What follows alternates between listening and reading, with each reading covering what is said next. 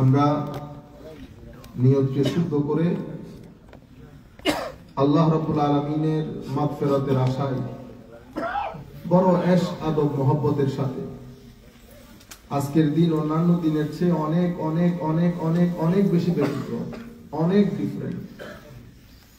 আজকে আমাদের আল্লাহ রাব্বুল আলামিন আল্লাহর রহমতের দরজা আল্লাহ খুলে দিয়েছে, কিন্তু দুঃখের বিষয় হচ্ছে চট্টগ্রামে অনেক সময় লাখো মানুষের মেজবানি হয়, কিন্তু কিছু মানুষ খাইতে পারে না, কিছু মানুষ খাইতে পারে না, অতি চালাক। আজকে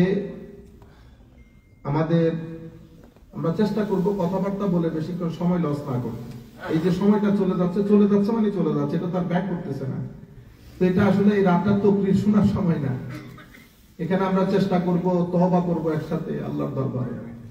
আল্লাহ যেন একজনের ওসিলায় সবাইকে ক্ষমা করে, আমিন। আমার আল্লাহ আমাদেরকে সবাইকে ক্ষমা করে দিলে আল্লাহর ক্ষমার সাগরে কোনো কমতি পড়বে না।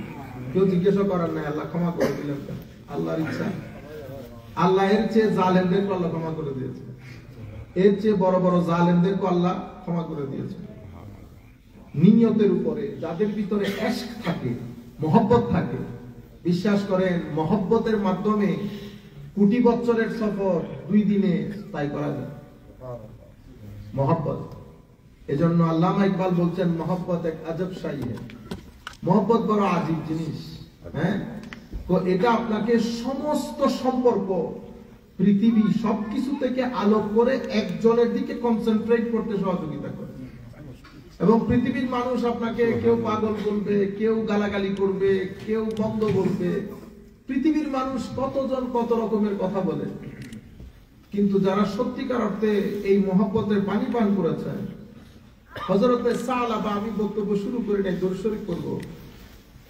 হযরতে সালাবা রাদিয়াল্লাহু তাআলা জলিলুল কদর, আল্লাহ রাসূলের বড় প্রেমিক সাহাবীদের মধ্যে অন্যতম। Very much beloved companion of the Holy Prophet sallallahu alaihi wasallam, used to love him a lot. তো আল্লাহ রাসূল কেন মহব্বত করতেন? উনিও অনেক মহব্বত করতেন, স্যাক্রিফাইস করতেন অনেক বেশি আল্লাহ রাসূলের জন্য। একদিন উনি আল্লাহর নবীর দরবারে আসতেছিলেন। তখনকার যুগটা এরকম বড় বড় দালান কোঠা এরকম তো ছিল না, মানুষের কাছে আলাদা বাথরুম ছিল না। আপনারা আমাদের ব্যাগ কোনো যদি খেয়াল করেন, এক সময় আমাদের মহিলারাও তো ঘাটের মতো কোনো এরকম ঘাট দেওয়া ছিল না। তো এক ভদ্র মহিলা ভিতরে গোসল করতেছেন, উনি খেয়ালও করেন না, উনি দেখতে নজর পড়ে গেছেন। হারামের দিকে কেমনে আমার নজর গেল, উনি আর আল্লাহ রাসূলের দরবারে আসতে পারেন না। আমি এটাকে ইশক বলতেছি, মহব্বত।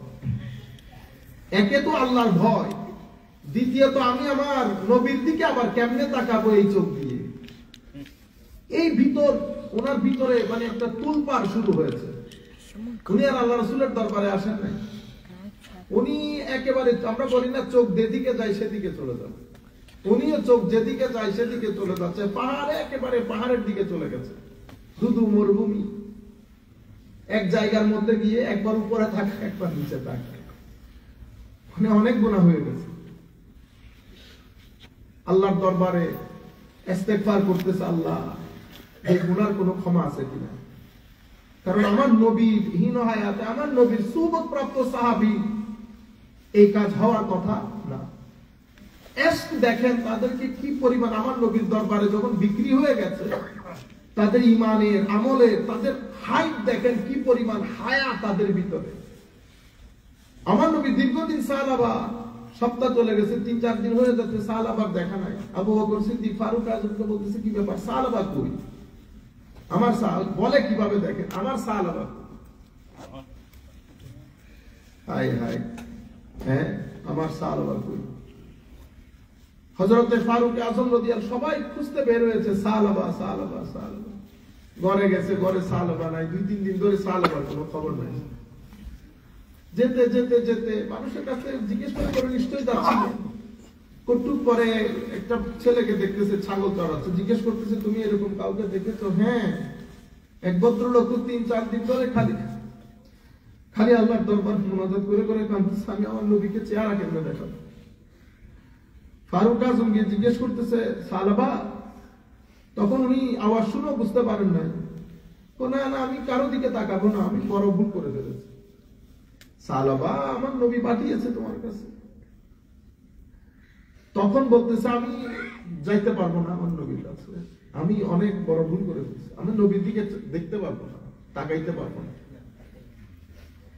এর পরবর্তীতে উনি লম্বা কথা, পরবর্তীতে উনি আমার নবীর দরবারে আসলেন। আসার পরে আমার নবী বলতেছেন সাহাবা কি এমন পাপ হয়ে গেছে ইয়া রাসূলুল্লাহ বলতে পারবেন আপনার দরবারে? তখন আমার নবী বলতেছে আমাকে বলো আল্লাহর দরবারে ইস্তেগফার করো, আমি কথা দিচ্ছি আমি তোমার জন্য ক্ষমা চাইবো আল্লাহর দরবারে। পরবর্তীতে এক চিল্লানি মেরে বেহুশ হয়ে গেছে। এর কিছুদিন যেতে না যেতে এই অবস্থার মধ্যে পরে আল্লাহ রাসূল জানতে পেরেছেন, এই অবস্থার মধ্যে একদিন উঁচু করে আওয়াজ করে শহীদ হয়ে গেছে, মারা গেছে। আমার নবী আল্লাহর দরবারে ফরিয়াদ করেছেন আল্লাহ আমার সাহাবাকে মাফ করুন। আমার আল্লাহ সাহাবাকে শুধু মাফ করেন নাই, আমার নবীর মাধ্যমে যখন মাফ হয় শুধু মাফ হয় না, আরো অনেক কিছু হয়। আমার নবী বলতেছেন সাহাবার জন্য তোমরা কবর খোঁজো। যখন সাহাবায়ে কেরাম তারা ব্যারিয়াল ফিনারেলের জন্য রেডি হচ্ছে, প্রিপারেশন নিচ্ছে, কবর খোদাই করতেছে, আমার নবী বলতেছেন আমি পা রাখার জায়গা নাই, আমি বুঝতেছি না আমি কোন রাস্তা দিয়ে যাব, কারণ জমিনের প্রতিটা ধুলি কণা ফেরেশতাদের মাধ্যমে আল্লাহ সাজিয়ে ফেলেছে। আসমানের পুরো কোটি ফেরেশতা সাহাবার জন্য নিচে নেমে এসেছে। আমার নবী বলতেছেন আমি পা রাখার জায়গা নাই, আমার সাহাবার ইস্তেগফারকে আমার আল্লাহ সেই পর্যায়ে গিয়ে কবুল করেছেন। আমার ভাই ইস্তেগফারের মধ্যে যখন ইশক, মুহাব্বত, খৌফ, খশিয়ত, ওয়ারা, তাকওয়া, ইখলাস সবকিছু একসাথে হয়ে যায়, তো আপনি এদিকে আমার আল্লাহকে ডাক মারেন, আল্লাহ আমার আল্লাহ উপর থেকে ডাক মারেন বান্দা বল কি বলবি, বান্দা বল কি বলবি। আপনার জবান দিয়ে মাফ চাইতেছি এই কথা বলার আগে আমার আল্লাহ ক্ষমা করে দেন, আমার আল্লাহ ক্ষমা করে দেন। তো সাহাবা তোমার গুনাহ কতটুকু, তোমার গুনাহ যতটুকু তার চেয়ে আমার আল্লাহর মাগফিরাতের সমুদ্র অনেক বড়। আমার ভাইরা আপনার গুনাহ আপনার দৃষ্টিতে অনেক বড়, কিন্তু আমার আল্লাহ মাগফিরাতের সামনে আমাদের গুনাহ কোনো কিছুই না। শুধু ইখলাস দরকার হয়, ভদ্রতার দরকার হয়, নম্রতার দরকার হয়। কিন্তু আমাদের ভিতরে কিছু জিনিস ঢুকে গেছে, কিছু দুনিয়া, কিছু লোভ, কিছু লালসা সামগ্রিকভাবে আমাদের সামগ্রিক জীবনের ভিতরে একটা ডেডলক তৈরি করেছে। আমরা আমাদের আসল ফিলোসফি কমপ্লিটলি ভুলেই গেছি, আমরা নিজেও ভুলে গেছি, আমাদের পরবর্তী প্রজন্মকেও সেটা শিখাইতে পারতেছি না কোন রকম। আমরা শেষ কবে কবর জিয়ারত করেছি ভুলে গেছি এখানে, বলেন তো দেখি। আপনি বলবেন হুজুর আমার মা বাবা তো মারা যায় না, আরে ভাই মুসলমানের কবরস্থান আছে না? মুসলমানের কবরস্থান তো আছে। শেষ কবে আপনি কবরস্থানে গেছেন? আপনি আপনার সন্তানদেরকে যদি কবর না দেখান তাহলে তো সেই মুদ্রার এক পিঠ দেখে দেখে বড় হবে, আরেক পিঠ তো সে দেখলো না। আমার নবী সাল্লাল্লাহু আলাইহি ওয়াসাল্লাম ইরশাদ করেছেন কবর জিয়ারত করার জন্য, ফাইন্নাহু তুযাক্কিরুল মাউত, কবর তোমাকে মৃত্যুর কথা স্মরণ করিয়ে দেবে। আমার ভাইরা হযরতে আমি এই জন্য বলছি ইশক বড় আজীব জিনিস, মুহাব্বত।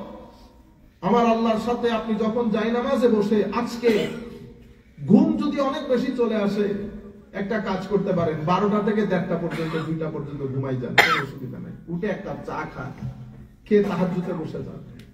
তাহাজ্জুদ একেবারে দ্রুত গতিতে পড়ার দরকার নাই, 2 রাকাত পড়েন, এরপর আল্লাহ জিকির করেন, আল্লাহ আল্লাহ মহব্বত করে। যেটা করবেন 1 মিনিট করেন, 1 সেকেন্ড করেন, একবার করেন মহব্বত নিয়ে, আল্লাহ করে ডাক মারেন, আপনি বুঝতে পারবেন আমার আল্লাহ জবাব দিচ্ছেন।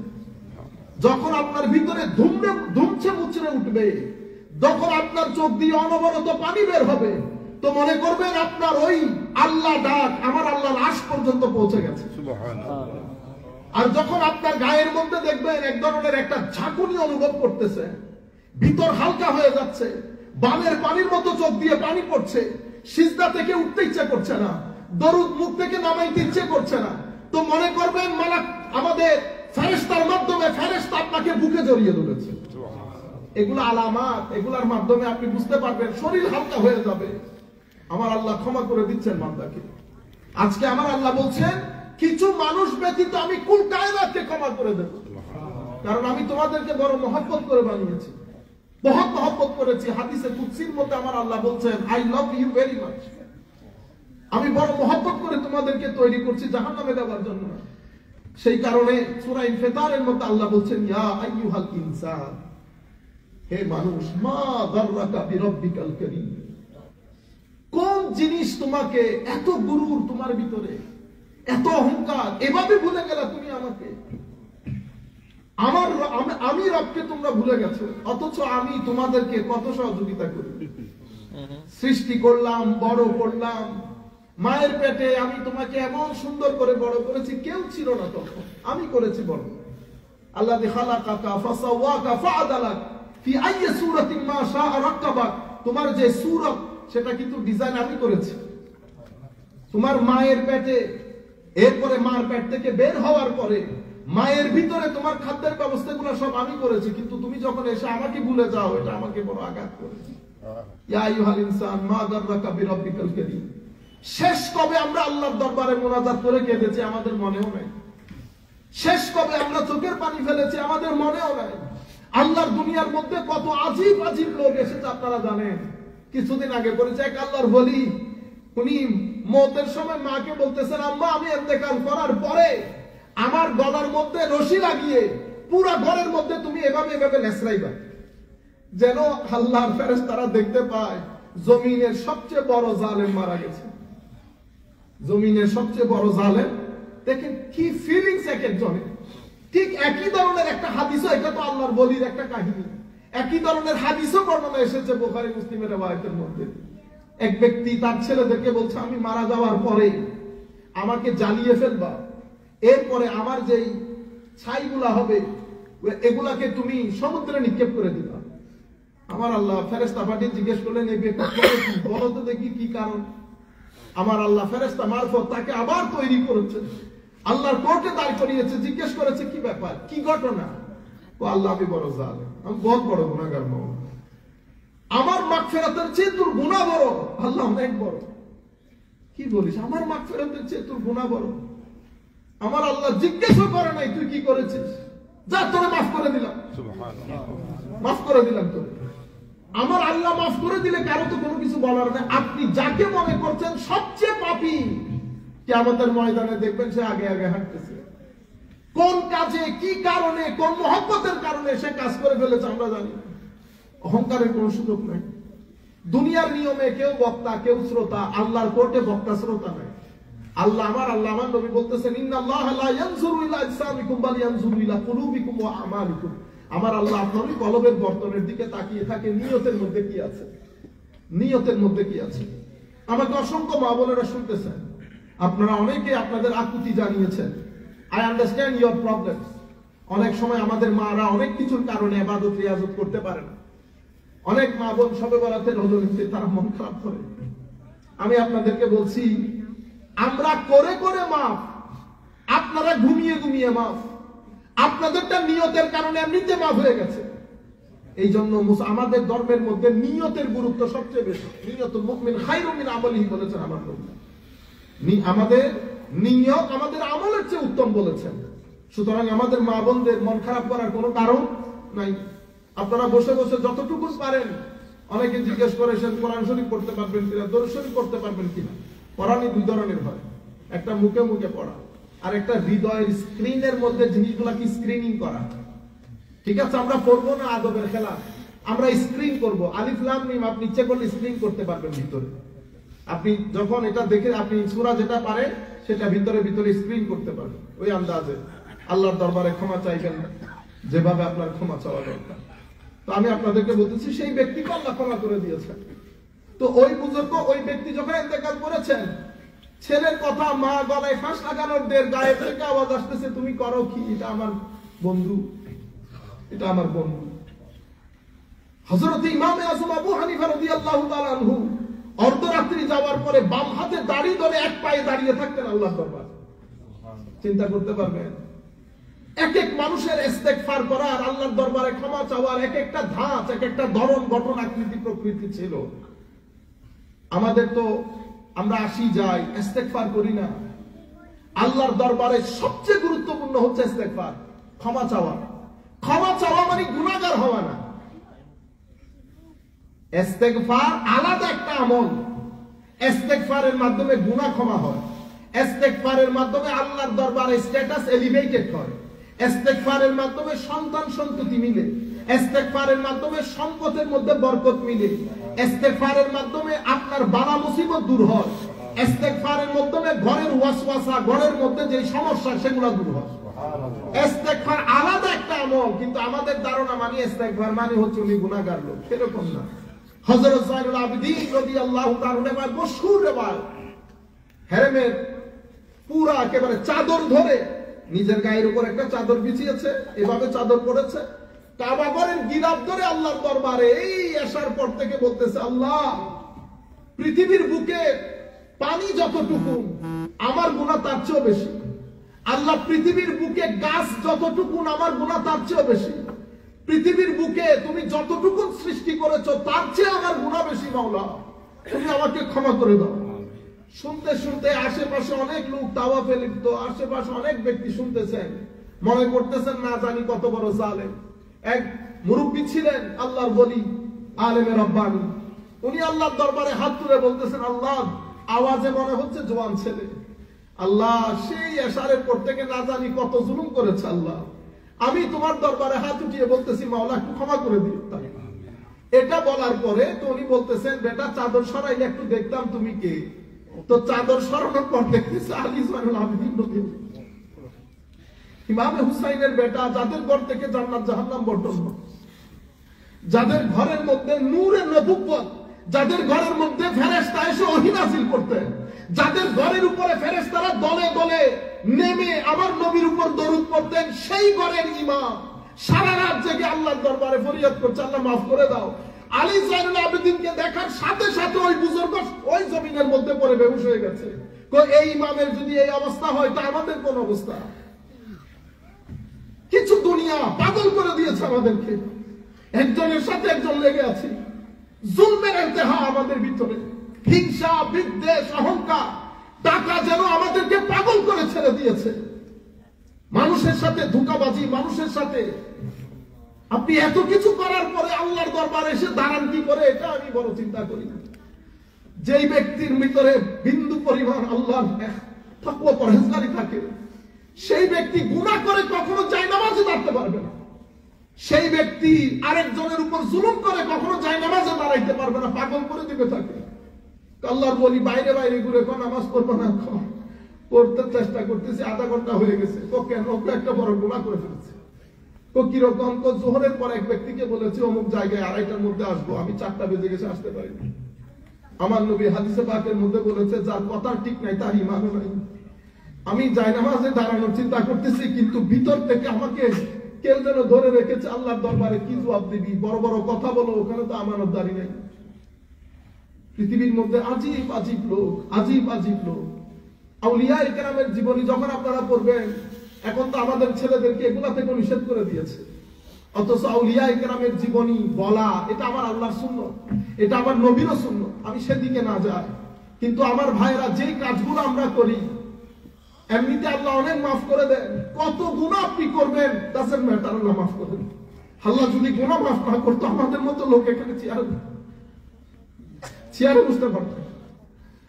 আল্লাহ যদি গুনাহ মাফ না করতেন, আল্লাহ যদি জালেমদেরকে সুযোগ না দিতেন, আমাদের মতো লোক চেয়ারে বসতে পারত। আমরা অনেক গুনাহগার, কিন্তু আমার আল্লাহ বড় দয়ালু, বড় দয়ালু, বড় দয়ালু। আমার আল্লাহ সারাদিন গুনাহ করার পরে রাতে যখন হাত তুলবেন, আল্লাহ ক্ষমা করে দেন। এরপর একটা পর্যায়ে এমন আসে, হাদিসে পাকের মধ্যে আমার নবী বলতেছেন, বান্দা ডেলি যদি 70 বার গুনাহ হয়, 70 বার আল্লাহর দরবারে তওবা করবি, খবরদার তওবা বন্ধ করবি না। কারণ তওবা বন্ধ করে দিলে শয়তান পেয়ে যাবে। ইয়া রাসূলুল্লাহ, 70 বার গুনাহ করার পরে 70 বার তওবা করলে আল্লাহ ক্ষমা করে দিবে, কিছু জায়গা তো আল্লাহ এমন করেন, কবরে বান্দা ক্ষমা চাইলেও ক্ষমা, ক্ষমা না চাইলেও ক্ষমা, যা করে ক্ষমা করে সুবহানাল্লাহ। কতগুলো মানুষ আছে না, এমনিতে দুষ্ট কিন্তু আপনার সাথে বড় মহব্বত রাখে। এমনি দুষ্ট কিন্তু মানুষের সাথে, মানুষের হক তলফি করেন, এটা আলাদা জিনিস। কিন্তু আমাদের সমস্যা হচ্ছে আমরা নিজেরাও বেয়াদব হয়ে যাচ্ছি। আমাদের ছেলেগুলাকে কেমন যেন ওই রাস্তায় ফেলে দিচ্ছি। আল্লাহ পাক জানে। শবে বরাত আমি চাইতেছিলাম মসজিদের মধ্যে লাইটিং হবে। আপনি যখন মসজিদ এভাবে রাখবেন, আমি এখন ওয়াজ করতেছি, ধরেন 10 বছর 12 13 বছর 15 বছরের উপরে যারা, তারা বুঝবে, 15 বছরের নিচের পোলাপাইন বুঝবে, তারা জানবে এখন কি হইতেছে এখানে। তারা লাইটিং দেখে বুঝতে পারবে সামথিং স্পেশাল, সামথিং স্পেশাল। তাদের জন্য যখন আপনি খাওয়া দাওয়া করবেন, বিরিয়ানি করবেন, পোলাও করবেন, তাহলে তারা বুঝতে পারবে সামথিং স্পেশাল, সামথিং। কাউকে আপনি খানা দিয়ে কন্ট্রোল বুঝাবেন যে আজকে গুরুত্বপূর্ণ দিন। আমাদের উলামায়ে কেরাম যদি এগুলো এরকম হইতো, তো আমাদের আলেমে রব্বানি এরা পাহারাদার ছিল আল্লাহর দ্বীনে, এরা পাহারাদার ছিল আল্লাহর দ্বীনে। তাহলে এরাই আগে এসে মানা করে দিত আপনাদেরকে। এরা আমাদের চেয়ে কম দিচ্ছে, তাকওয়া পরহেজগারি এদের আমাদের চেয়ে কম ছিল। কিন্তু এক একজনকে এক এক মেসেজ দিবেন। বাইরের লোকজনও বোঝা দরকার, মাহে রমজান আসতেছে, আপনারা মসজিদকে সুন্দর করবেন। আমি আর আমাদের যারা রেসপন্সিবল আছে তাদেরকেও বলছি, যতটুকু সম্ভব লাইটিং করবেন। আপনারা বুঝতে পেরেছেন কারণ কি? কোরআনে পাকের মধ্যে আল্লাহ কি বলেছেন? ইয়া আইয়ুহাল খুযু যিনাতাকুম ইনদা কুল্লি মসজিদ। খুযু যিনা মানে সৌন্দর্য। আমার আল্লাহ বলতে পারতেন না পোশাক পরিধান করো, সতর ডেকে নামাজ পড়তে যাও? এটা বলে নাই তো। খুযু যিনাতাকুম, তোমরা জিনত গ্রহণ করো, বিউটিফাই ইয়োরসেলফ, সৌন্দর্যমণ্ডিত হও। কিসের জন্য? নামাজের জন্য। তো নামাজের জন্য সুন্দরের সম্পর্ক কি? নামাজের একটা বাইরের সৌন্দর্য, একটা ভিতরের সৌন্দর্য, দুইটাই রক্ষা করতে হয়। একটা দুনিয়ার জন্য আর একটা আমার আল্লাহর জন্য। আপনি যখন এভাবে আসবেন, আপনি নিজে ফিল করেছেন যে আপনি আজকে নতুন সবরাতে আসতেছেন, আপনি ফিল করেছেন কিছু? ফিল করেন না। কিন্তু যদি লাইটিং মাইটিং থাকতো আপনি বুঝতে পারতেন যে সামথিং স্পেশাল। কিন্তু আমাদের লোকজন ভয় পেয়ে যায়। এগুলাতে ভয় পাওয়ার কোনো কারণ না। আমি আপনাদের মসজিদের খতিব জিজ্ঞেস করতে, আল্লাহ আমাকে করবেন, আপনাকে করতে আসবে? আপনারা বুঝতে পেরেছেন? লাইটিং করলে যদি গুনাহ হয়, তো এটা আল্লাহ আমারে জিজ্ঞেস করুক, আমি আল্লাহর দরবারে জবাব দিব। আপনি তো দিতে যাবেন না জবাব? আপনি দিতে যাবেন? মক্কায় মুআজ্জামা আমার নবীর মসজিদে নববীর মধ্যে বসে বসে আপনারা এসি খান নাই? খাইছেন এসি? কত সুন্দর সুন্দর লাইটিং করে নাই? এই লাইটিং যদি না থাকতো ভালো লাগতো আপনার? সারা দিন মসজিদে নববীর মধ্যে বসে থাকেন না রমজানে গেলে? আপনি লাইটিং নাই, সৌন্দর্য নাই, যতটুকু সৌন্দর্য করা দরকার করে নাই। আপনার তখন এগুলো ভালো, আপনার বুঝতে পারতেছেন জিনিসগুলা, কমন ফিলোসফি, এগুলা বোঝার জন্য কি ইউনিভার্সিটিতে পড়তে হয়? আল্লাহ রাব্বুল আলামিন আমাদের হামি। ভবিষ্যৎ আমরা এটা, এই জন্য আমি বলেছি আল্লাহ পাকের মেহেরবানি, বাংলাদেশের লোকজন এটা গ্রহণ করেছে যে হালুয়া রুটির দেশ। আপনি হালুয়া রুটি করবেন, প্রত্যেক ঘরের মধ্যে হালুয়া করবেন, যাতে ছেলেরা বুঝতে পারে সবে বরাত হচ্ছে। স্কুল থেকে আসছে ছেলেরা জানেও না। ঘরের মধ্যে ঘি আলা ভাতের খুশবু আসলে ছেলেরা জিজ্ঞেস করতে হবে, আম্মা আজকে কি ঘটনা? তখন আপনি বলবেন, বেটা আজকে সবে বরাতের রাত। This is very special night. Allah সুবহানাহু ওয়া তাআলা ফরগিভস এভরিবডি। যতটুকু সম্ভব বাইরে চকলেট রাখেন, ঘরের মধ্যে একটা দুইটা লাইট জ্বালাই দেন। ঘরের মধ্যে সবে বরাতে তার কাছে খচিত কোনো কিছু লাগান, ছেলেরা এসে যেন জিজ্ঞেস করে। আপনি তো এগুলা শিখাইতেছেন না, আপনার ছেলেকে কিন্তু ওখানে ওরা সবকিছু হেরোইন থেকে শুরু করে সবকিছু শিখাইতেছে। আপনি পারছেন পামকিন থেকে রক্ষা করতে? তাকে পামকিন আপনি কিনে দেন নাই স্কুলে? পামকিন কিনে দিয়েছেন, সে হ্যালোইন সেলিব্রেট করছে, সে ক্রিসমাস সেলিব্রেট করছে, করেন না? আপনি বেদাত বলে তাকে রক্ষা করতে পেরেছেন? তো আপনি আপনার সংস্কৃতি যেখানে যেখানে শিখাবেন সেখানে আপনি বেদাতের ফতোয়া লাগিয়ে রেখে দিয়েছেন। এটা করিয়েন না, এটা করিয়েন না। আপনি তো জানেন আপনি কি করতেছেন, কেন করতেছেন। আপনারা বুঝতে পেরেছেন? আল্লাহ রাব্বুল আলামিন এগুলা বুঝার জন্য আপনাকে অনেক বেশি, তবে মাথায় রাখবেন যেই মুহূর্তে আপনার থেকে ভদ্রতা চলে যাবে, যেমন আমরা তো বিভিন্ন জায়গায় যেতে হয় বেটা, আমি আপনাদের এডুকেশনের জন্য বলছি। যেমন এক জায়গার মধ্যে গেলাম, এক ভদ্রলোক প্রোগ্রামের পরে জিজ্ঞেস করতেছে, হুজুর এদিকে আসেন দেখি, সূরা বাকারার 123 নম্বর আয়াতে যে বেয়াদবি করে ফেলছে। কি করে ফেলছেন? নিরেট বেয়াদবি করছেন। কেন? আমাদের ছাত্ররা বিভিন্ন মাদ্রাসায় ইলমে হাদিস পড়ায়, সুতরাং আপনি আগে বলবেন, হুজুর একটা প্রশ্ন করতে পারি? আপনার কোন একটা সময় হুজুর যদি আসি, আপনি ব্যারিস্টার সাহেবকে আপনি যখন তখন আইনের কথাগুলো জিজ্ঞেস করতে পারবেন, আপনি পারমিশন নেবেন, হুজুর একটা প্রশ্ন করলে কেমন হয়? আচ্ছা পরবর্তীতে করলে অসুবিধা আছে, এখন যদি সময় না থাকে। হুজুর এই ধরনের কোনো কিছু মানে আমরা এইভাবে কিভাবে আন্ডারস্ট্যান্ড করবো? কিন্তু আপনি এগুলা বাদ দিয়ে আপনি আমাকে 123 নাম্বার আয়াত, তখন আমি যখন বলছি 23 নাম্বার আয়াতটা পড়েন, হুজুর আমি তো জানি না সেটা। ঠিক আছে, 23 নাম্বার আয়াতটা বের করেন, এরপর আপনি মোবাইল ফাটাই ফেলতেছেন 23 নাম্বার আয়াত বের করতে করতে। এগুলাকে বলে বেয়াদবি। আপনাদেরকে কেউ কেউ আপনাদের ভিতরে জিনিস ঢেলে ঢেলে উগ্রতার দিকে ঠেলে দিচ্ছে। আল্লাহ রাব্বুল আলামিন এই রাতে উগ্রবাদী চিন্তা চেতনা যদি থাকে আল্লাহ ক্ষমা করবে না। আসলে আমরা জেনে নেই আল্লাহ রাব্বুল আলামিন এই রাতে কাকে কাকে আল্লাহ ক্ষমা করবে না, যাতে সংক্ষিপ্ত আকারে, যাতে আমার ছেলেরা আমাদের ভিতরে যাদের ভিতরে এই দোষগুলো আছে, আপনি যদি তওবা করেন আল্লাহ ক্ষমা করে দেবেন। আমার আল্লাহ বলছেন ইল্লা মান তাবা ওয়া আমানা ওয়া আমিলা আমালান সালিহান উলাইকা ইউবাদদিলুল্লাহু সাইয়্যাতিহিম হাসানাত। কিন্তু যারা খালেস নিয়তে তওবা করে ফেলবে, আমার আল্লাহ করেছে মদ্যপান, আমার আল্লাহ ওখানে নফল নামাজ লাগাই দেবে। করেছে কি? মদ্যপান। কিন্তু আপনি যখন খুলবেন দেখবেন যে নফল নামাজ সব। আপনি বলবেন কি রে, গত শুক্রবারে সে তো আমার সামনে মদ্যপান করছে, কিন্তু এখানে তো নফল নামাজ লেখা। সে আরেকজনের দুরাইয়া পিটাইছে, কিন্তু আমার আল্লাহ যখন ক্ষমা করে দিয়েছে, আমার আল্লাহর ওয়াদা হচ্ছে উলাইকা ইউবাদদিলুল্লাহু সাইয়্যাতিহিম হাসানাত। বদল তো বুঝেন, বদল করে ফেলা। তো আমার আল্লাহ তাদের গুনাহগুলোকে বদল করবে কি দিয়ে? হাসানাত দিয়ে, ভালো কাজ দিয়ে। তো আপনি দৌড় দিছেন কারে কি করতে? আমার আল্লাহ ওখানে লেখা রেখেছে তিলাওয়াতে কোরআন। দেখছেন, মানে সওয়াব দিয়ে আপনার গুনাহটাকে বদলাই দিছে। কি কারণে? যখন সিদকের দিল দিয়ে আপনি আল্লাহর দরবারে ক্ষমা চেয়েছেন। এই জায়গায় কারা আগে চলে যায় ঘটনা, এই জায়গায় কারা আগে চলে যায়? কতগুলো আমাদের এখানে একটু পাগলা টাইপের লোক আছেন, আপনারা পাগলা মনে করেন, কিন্তু আল্লাহ ওদেরকে তাড়াতাড়ি ক্ষমা করে দেন। এই পাগল ছাগল গুলার ভিতরে হ্যাস বেশি থাকে, মহব্বত বেশি থাকে। আল্লাহ রাব্বুল আলামিন আমাদেরকে আল্লাহ তৌফিক দান করুন। আমরাও চাই না আমাদের ছেলেদের মধ্যে বিষয়গুলো থাকুক, যাদের ভিতরে শিরকের টেন্ডেন্সি আছে। শিরক দুই ধরনের হয়ে যায়। যেমন আমি আমার আল্লাহতে বিশ্বাস করি নিঃসন্দেহে, কিন্তু পূর্ণ বিশ্বাস যেটাকে বলে সেটা আমাদের ভিতরে আস্তে আস্তে উঠে যাচ্ছে। আমার আল্লাহ আমাকে বলেছেন তোমার ভিতরে যদি আমার তাকওয়া পরহেজগারি থাকে তো তোমার রিজিকের চিন্তা করতে হবে না, রিজিকের ব্যবস্থা আল্লাহ করবে। কিন্তু আমরা সেটাকে নিতে পারি না, বিশ্বাস করতে পারি না। আমার আল্লাহ বলছেন তুমি যদি আমার উপর ভরসা করো আমি তোমাদের জন্য যথেষ্ট।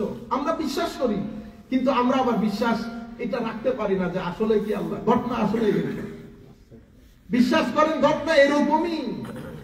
আমার নিজের বন্ধু আমাকে বলতেছেন যে, আমি তাকে জিজ্ঞেস করতেছিলাম, আমি বলেছি বোধহয় আপনাদেরকে, আমি শুধু আপনাদের ভিতরে ইন্সপায়ার করার জন্য যে ঘটনা ঘটে, আপনারা যেরকম মনে করতেছেন সেরকম না, আপনাদের জীবনেও ঘটে, হয়তো আপনি ফিল করেন না।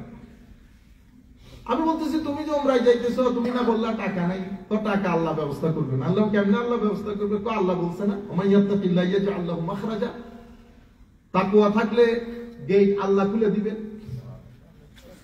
আমি বলতেছি এই পাগলা, এমনি তো পাগলাগুলো, আমি বলছি না আপনাকে পাগলাগুলারে আল্লাহ এভাবে করেন, এগুলো আশেক হয় অনেক বেশি, তাওয়াক্কুল আছে এদের ভিতরে। আমিও দেখতেছি কেমনে কি হয়। আজি সে আজকে সকালে ফজরের নামাজ পড়ে উমরাতে চলে যাবে, তার কাছে 1000 পাউন্ড নেই, সে তারাবি পড়ে ফেলতেছে। আমি বুঝতেছি তারাবির মধ্যে সে ঘাবড়াচ্ছে। মানে তারাবি মানে ইংল্যান্ডের তারাবি 12টা, তো 6টায় যদি ফ্লাইট হয় আপনার হাতে সময় কই? সে তারাবি পড়ে বের হয়েছে, আমরা একসাথে বের হয়েছি, তার ভিতরে একটু কেমন যেন একটা টেনশন কাজ করতেছে, তাড়াহুড়া করতেছে। আমাদের পাকিস্তানি ভাই আছে, ডাকছে হুজুর मैं बात करूंगा आपसे। ও বলতেছে ভাই আপনি আজারি সাহেবকে জিজ্ঞেস করেন, আমার হাতে সময় নেই। কোনো না প্রশ্ন না, I need to do something with you. পরে দেখি নিতে নিতে ওই কোন অন্ধকারে কোনার ভিতরে নিয়ে গেছে। পরে পকেট থেকে আমি দেখতেছি পকেট থেকে এনভেলপ বের করছে, এনভেলপটা তাকে দিছে। সে বলতেছে আমি আপনার থেকে এনভেলপ নিব না। ও বলতেছে হুজুর গত রাতে আমি এক ব্যক্তিকে স্বপ্ন দেখছি, সাদা কাপড়ের লোক, আমি তার চেহারা দেখি, সেই ব্যক্তি আমাকে বলছে আপনাকে যেন এই টাকাটা দিয়ে দিই, আপনাকে যেন এই টাকাটা দিয়ে দিই। আপনি যাকে অনেক দূরে মনে করতেছেন উনি দূরে না, তো উনি দূরে হইলে আরেকজনকে স্বপ্ন দেখাইয়ে টাকার ব্যবস্থা করেন। সে টাকাটা নিয়ে আমাকে জড়াই করছে, তাকেও জড়াই করছে। আমাকে बोलते साहिब भाई पैसा तो मिल गया, मौला ने भेज दिया। मैंने कहा किस तरह कहते हैं, भाई ने मुझे ये एनवलप दिया। मैंने कहा खुल के देख कितना, तो खुले देखते से को ये तो मेरी एक्सपेक्टेशन से भी ज्यादा। फिर আমি তার সাথে একসাথে আসতেছিলাম, ঘরের মধ্যে আমি তাকে ড্রপ করে দিয়ে এসে আবার আমাকে ফোন দিছে, কোথায় বেদারাও। আমি গেছি দেখি তার ঘরের ওই যে লেটার বক্সের ওখানে এনভেলপের একটা কোণা দেখা যাচ্ছে। ও বলতেছে ये भी पैसा होगा। मैंने कहा खोल के देख, तो বের করছে এক ভদ্রলোক, ওর ছেলেকে পড়াই করছে, ওখানে খুলছে, ওখানেও টাকা। সে আবার ফোন দিছে, मुझे आपने क्यों पैसा दिया? कहते नहीं आपने मेरे बच्चों को काफी देर पढ़ाया, आपने कभी कुछ भी नहीं लिया, ये पैसा तो आपको लेना ही पड़ेगा। मैंने सुना आपका साल उम्र पे जाएंगे, फिर मेरे पैसा कबूल करो प्लीज। দেখছেন পয়সা আসছে, ইজ্জতের সাথে আসছে, সম্মানের সাথে আসছে। আমার আল্লাহ অনেক মহব্বত করে আমাদের, অনেক মহব্বত করে। আপনার প্রত্যেকটা নিজ, প্রত্যেকটা কিছু আপনি আল্লাহর সাথে শেয়ার করেন। আমার আল্লাহর সাথে আপনি তাহাজ্জুদে জায়নামাজে বসে যখন আল্লাহর দরবারে হাত উঠাবেন, আপনি বুঝতে পারবেন আমার আল্লাহ কেন বলেছেন। হযরত মুসা বলতেছেন, আল্লাহ জোরে ডাকবো না আস্তে ডাকবো? আমার আল্লাহ বলতেছেন, মুসা আনা জালিস মান জালাস, মুসা আমাকে যে কাছে বসায় আমি তার কাছেই থাকি। এবার তোমার ইচ্ছা, তুমি আমাকে কোথায় বসাবা, দূরে বসাবা না কাছে বসাবা? কি জবাব দেখেন, আনা জালিস মান জালাস, যে ব্যক্তি আমাকে কাছে বসাইতেছে আমি তার কাছে কাছে থাকি। আপনারা বুঝতে পেরেছেন?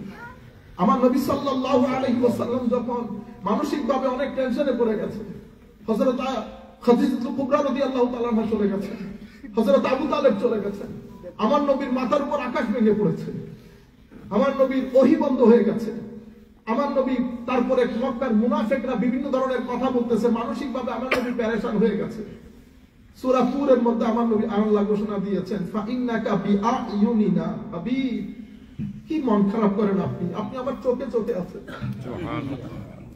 আপনি আমার চোখে চোখে আছেন। কে বলেছে আপনি আমি আপনাকে ছেড়ে দিই? ওয়াদুহা ওয়াল্লাইলি ইযা সাজা মা ওয়াদাআকা রাব্বুকা ওয়া মা ক্বালা ওয়াল আখিরাতু খায়রুল লাকা মিনাল উলা। হাবিব, আপনাকে কেমনে আমি ছাড়ি? আমি আপনাকে ছাড়ি নাই, ভুলিও নাই, ছাড়িও নাই হাবিব। আপনার প্রত্যেকটা পরবর্তী সময় পূর্ববর্তী সময়ের চেয়ে ফজিলতপূর্ণ হবে। এভাবে আমার আল্লাহ বান্দাদেরকে ক্ষমা করেন। হাদিসে বুখারী শরীফের রওয়ায়াতের মধ্যে বলছে, আপনি রাস্তার মধ্যে হাঁটতে হাঁটতে হঠাৎ করে একটা পাথরের সাথে বিধে আপনি পায়ে যে উফ করেন, আমার নবী বলতেছেন ওই উফ বলে আমার আল্লাহ বান্দার গুনাহ ক্ষমা করেন। এভাবে বান্দাকে ক্ষমা করেন, তবে শিরক যেন না থাকে। এরপরে এখন যে জিনিসটা, এটা আমাদের সবার ভিতরে ছড়িয়ে গেছে, সম্পর্কগুলো ছিন্ন করে দিয়েছে আল্লাহ। ভাইয়ের সাথে ভাইয়ের সম্পর্ক নাই, বোনের সাথে ভাইয়ের সম্পর্ক নাই। আমি বিয়ে করে এনেছি, আমার বউয়ের কারণে আমার পুরো পরিবার ছেড়ে দিতে হয়েছে। লানত এসে এসে এসে এসে ফ্যামিলি পর লানত হোক। আমার স্ত্রীর কারণে যদি আমার সমস্ত আত্মীয়তা ছেড়ে দিতে হয়, আত্মীয়তা ছেড়ে দেওয়া মানে আত্মীয়তা ছেড়ে দেওয়া না। আমার নবী হাদিসে পাকের মধ্যে বলছেন, লা ইয়াদখুলুল জান্নাতা কাতিউন, যারা মায়ের পেটের আত্মীয়তার সম্পর্ক কেটে দেয় তারা জান্নাতে প্রবেশ করতে পারবে না, তারা জান্নাতে প্রবেশ করতে পারবে না। শুধু তাই না, শবে বরাতের রাতেও আমার আল্লাহ তাদেরকে ক্ষমা করবেন না। সুতরাং কারো সাথে কারো ভাইয়ের যদি সম্পর্ক ছিন্ন করে রাখেন, বোনের সাথে সম্পর্ক ছিন্ন করে রাখেন, আজকে রাতে একটা টেলিফোন দিয়ে বলবেন, আমি ভাই ক্ষমা চাই তোমার কাছে। ক্ষমা চাইতে তো কোন দোষ আছে? ছোট বড়র কাছে ক্ষমা চাইতে পারে, বড় ছোটর কাছে ক্ষমা চাইতে পারে। ক্ষমা চেয়ে নেবেন এবং নিজের স্ত্রীকে বুঝাবেন, এটা আমার জান্নাত জাহান্নামের কথা, এটা আমার দুনিয়ার সম্পর্ক, লাখ দুনিয়ার সম্পর্ক চলে যা। আমার আল্লাহ রাজি থাকলে সব রাজি। আল্লাহকে নারাজ করে পৃথিবীর কাউকে রাজি করতে যায় না। আগে আল্লাহ রসুল রাজি কিনা। আল্লাহ রসুল রাজি থাকলে পৃথিবীর যে কোনো সময় যে কোনো পরিস্থিতি পরিবর্তন হয়। দেখবেন কিছুদিন আগে যে আপনি জিরো ছিলেন, 3 দিন পরে সে আপনি হিরো হয়ে গেছে। সম্পর্ক রেজামন্দি শুধু আল্লাহ পাকে। সুতরাং আপনারা এই কাজটা করবেন, কারণ আমার নবী হাদিসে পাকের মধ্যে বলেছেন, তাতে ওর রেহেন যারা আত্মীয়তার সম্পর্ক, মায়ের পেটের আত্মীয়তা, ভাই বোন একসাথে বড় হয়েছি, একসাথেই তো আমরা সবকিছু শেয়ার করেছি, একই বিছানায় শুয়েছি। কিছুদিনের কি বিয়ে করলাম, কি করলাম, শাদী করলাম, অথবা বিয়ে শাদী বাদেও এই 2 টাকার জমিনের জন্য, এই 5 টাকার সম্পদের জন্য আপনি এত বড় সম্পর্ক ছিন্ন করে দিচ্ছেন। লাগবে না আমার জায়গা সম্পত্তি, দিয়ে দেন। तो तुम्हारी जायगा तुम ले लो, पैसा भी तुम ले लो, लेकिन रिश्तेदारी खत्म ना करो। रिश्ता रखो अपनी जगह, keep your relation intact, take everything, no problem, I don't have any problem। আল্লাহ রসুল রাজি থাকলে আর কোনো কিছু দরকার হয় না। আমার ভাই 1 টাকা 1 লক্ষ টাকার বরকত দেয়, সম্মানিত উপস্থিতি, আগের মানুষের মধ্যে এত শান্তি এত সুখ কেন ছিল? ভাইয়ে ভাইয়ে ভাইয়ে বোনে কত সুন্দর রিশতাদারি। বোনকে মেরেও সম্পদ দেওয়া যায় না, সম্পদ দিয়ে ফেলবেন। আমার আল্লাহ যেভাবে বন্টন করেছে সেভাবে দিয়ে ফেলবেন। আপনি ওখানে কোনো হাত দিতে যাবেন না, আমার আল্লাহ নিষেধ করে দিয়েছেন। বন্টন আমার আল্লাহ করেছেন, আপনি হাত দেবেন কেন? সুতরাং আমার আল্লাহ যেভাবে বন্টন করেছেন দিয়ে দেন। সম্পর্ক ছিন্ন করে আপনি পৃথিবীতে বাঁচতে পারবেন না। আপনি নামাজ দোয়া with full focus and concentration আপনি পড়তে পারবেন না যদি আপনার সম্পর্কগুলো আপনি ছিন্ন করে দেন। কারণ আপনার ভিতরে স্টেবল রাখার জন্য সম্পর্কগুলো ঠিক থাকা জরুরি। ভাই বোন সবাই মিলে একসাথে বসে হাসি ঠাট্টা করার যে বন্দোবস্ত সেটা মাসে একবার করেন। আপনি শুধুমাত্র টাকা ভাত দিয়ে জীবন ধারণ করতে পারবেন না। আমি গরুও না, ছাগলও না, আমি মানুষ। আমার গ্রামার আলাদা, আমার থাকার ব্যবস্থা আলাদা, রেওয়াজ আলাদা।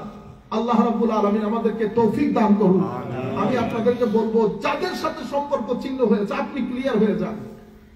আপনারটা আল্লাহ আপনাকে জিজ্ঞেস করবে, আমারটা আমাকে জিজ্ঞেস করবে যে ভাই আমার কোনো কিছুর কারণে যদি কোনো অসুবিধা হয় আমি মাপ চাই, বাস আপনি আলাদা হয়ে যান। তাহলে আমার আল্লাহ কাতের রহেমকেও ক্ষমা করবে না। এর পরবর্তীতে এক ব্যক্তির দিকে আল্লাহ তাকাবেনও না, তো সেই ব্যক্তিকে, যে ব্যক্তির ভিতরে অহংকার আছে। অহংকার টাকা পয়সার কারণে হয়, অহংকার এলমের কারণে হয়, অহংকার বংশের কারণে হয়। এই দুই চার জিনিস মানুষকে এত বেশি অহংকার করে তোলে।